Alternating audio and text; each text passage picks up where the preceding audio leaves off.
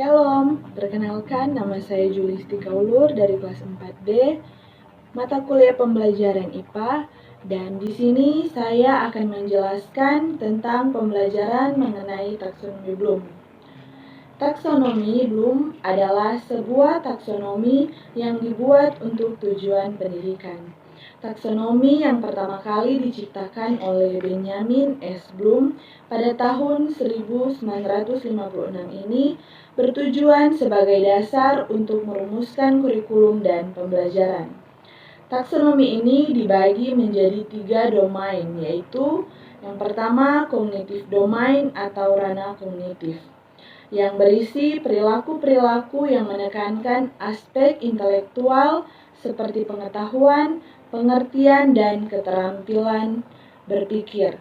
Dan yang kedua, affective domain atau ranah afektif, yang berisi perilaku-perilaku yang menekankan aspek perasaan dan emosi seperti minat, sikap, apresiasi, dan cara penyesuaian diri. Dan yang ketiga, psikomotor domain atau ranah psikomotor, yang berisi perilaku-perilaku yang menekankan aspek keterampilan motorik seperti tulis tangan, mengetik, berenang, dan mengoperasikan mesin. Dari setiap ranah tersebut, domain kognitif adalah ranah yang paling sering digunakan. Domain kognitif dibagi dalam 6 tingkatan yang terdiri dari 2 bagian, yaitu pertama pengetahuan, kedua kemampuan dan keterampilan intelektual. Dan yang pertama, pengetahuan berisikan kemampuan untuk mengenali dan mengingat istilah, definisi, fakta-fakta, gagasan, pola, urutan, metodologi, prinsip dasar, dan sebagainya. Dan yang kedua, pemahaman berisikan kemampuan mendemonstrasikan fakta dan gagasan, mengelompokkan dengan mengorganisir, membandingkan, menerjemahkan, memaknai, memberi deskripsi, dan menyatakan gagasan utama. Dan yang ketiga, aplikasi.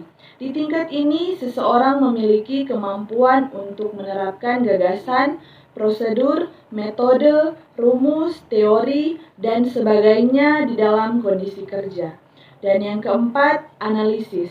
Di tingkat ini, seseorang akan mampu menganalisis informasi yang masuk dan membagi-bagikan atau menstrukturkan informasi ke dalam bagian yang lebih kecil untuk mengenali pola atau hubungannya dan mampu mengenali serta membedakan faktor penyebab dan akibat dari sebuah skenario yang rumit. Yang kelima, sintesis. Pada tingkat ini, seseorang akan mampu menjalankan struktur atau pola dari sebuah skenario yang sebelumnya tidak terlihat dan mampu mengenali data atau informasi yang harus didapat untuk menghasilkan solusi yang dibutuhkan. Dan yang keenam, evaluasi. Di tingkat ini, seseorang dapat memberikan penilaian terhadap solusi, gagasan, metodologi, dan sebagainya dengan menggunakan kriteria yang cocok untuk standar yang ada untuk memastikan nilai efektivitas atau manfaatnya. Demikian pembelajaran IPA mengenai dimensi kognitif taksonomi Bloom. Sampai jumpa.